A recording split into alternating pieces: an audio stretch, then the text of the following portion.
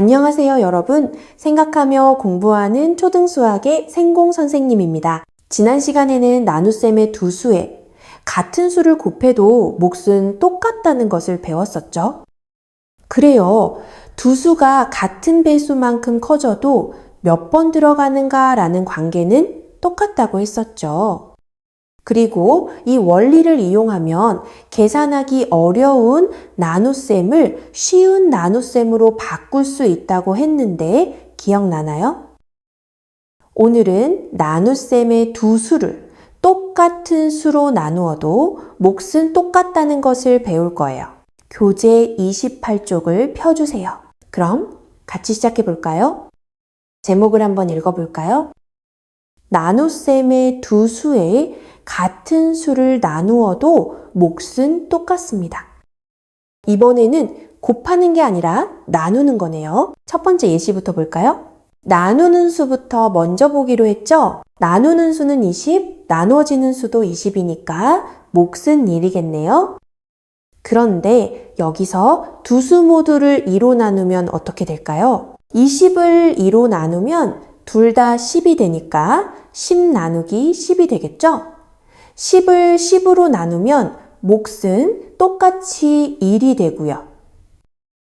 이처럼 나눠지는 수와 나누는 수를 똑같은 수로 나누어도 나눗셈의 몫은 똑같답니다. 옆에 예시도 볼까요? 25부터 볼까요?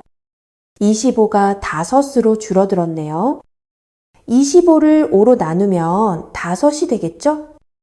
그럼 50을 5로 나누면 10이 되고요. 그럼 50 나누기 25는 10 나누기 5로 바뀌겠네요. 몫은 둘 다 똑같이 2가 된다는 건 알겠죠? 그럼 이제 그 이유를 같이 알아볼까요? 아래쪽 예시를 볼게요. 30 나누기 15는 2라고 되어 있네요. 30은 15를 두 번 포함한다는 뜻이겠죠? 이제 아래식을 관찰해 볼까요? 30은 3으로 15도 3으로 나누어졌어요. 그럼 30을 3으로 나누면 10이 되고 15도 3으로 나누면 5가 되네요. 30과 15가 똑같이 3등분으로 줄어드는 거예요. 둘 다 똑같은 비율로 줄어들었네요. 똑같은 등분으로 줄어들다 보니 나눗셈의 몫이 달라지지 않은 거예요. 만약 30은 줄어들지 않았는데 15만 줄어들면 나눗셈의 몫은 달라지겠죠? 이제 이 원리를 가로셈으로 살펴볼까요? 첫 번째 문제를 관찰해 볼까요? 30 나누기 15를 다른 식으로 바꿔서 푸는 문제네요. 30을 보니 10으로 줄어들었어요. 30을 10으로 줄였다는 건 3등분을 했다는 거겠네요. 3으로 나눠준 거예요. 그럼 좌변의 15도 똑같이 3으로 나눠야겠죠? 그래야 등식이 성립하니까요. 15를 3으로 나누면 5가 되니까 이 문제는 10 나누기 5로 바뀌었네요. 10 나누기 5는 2가 되겠죠. 자, 이제 두 번째 문제를 같이 볼까요?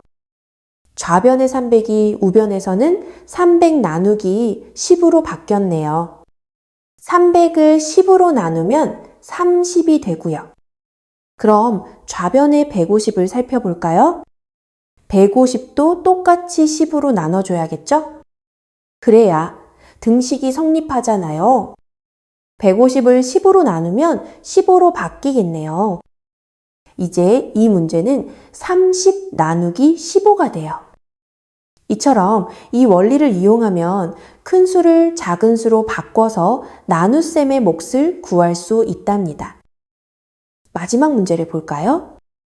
좌변의 6400을 우변에서는 100으로 나눠줬네요. 그러면 64로 줄어들겠죠? 그리고 좌변의 800은 똑같이 100으로 나눠줘야겠네요. 그러면 800을 100으로 나누면 8이 되겠죠? 이 문제는 이제 64 나누기 8로 바꿔서 풀 수 있어요. 숫자가 줄어드니 나눗셈이 쉬워지겠죠?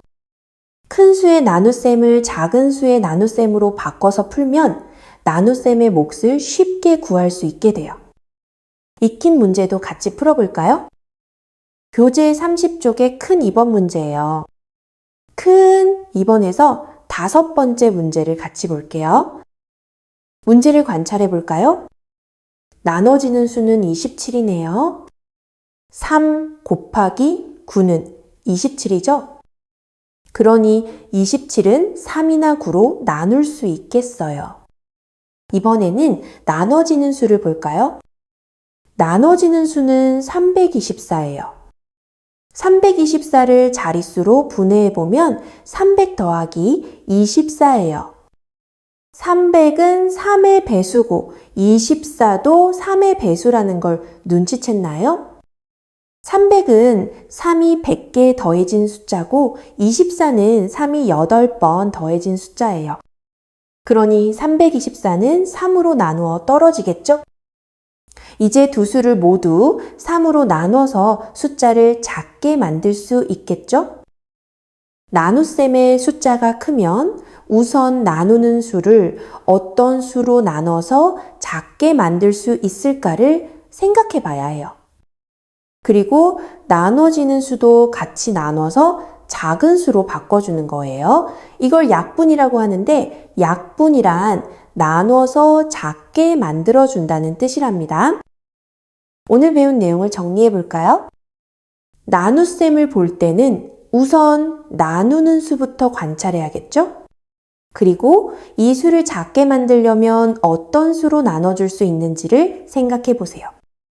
그 다음에 나눠지는 수도 똑같은 수로 나누는 거예요. 이처럼 나눠지는 수와 나누는 수가 같은 수로 나눠지면 몫은 변하지 않아요. 두 수가 같은 등분으로 작아져도 그 관계는 변하지 않거든요. 이 성질을 잘 기억해 두면 큰 수의 나눗셈도 작은 수로 바꿔서 쉽게 할 수 있어요. 오늘 배운 내용은 정말 중요한 내용이랍니다. 수업을 듣고 나서 바로 복습해서 까먹지 않기로 해요. 수고 많으셨고요. 그럼 다음 시간에 봐요. 안녕.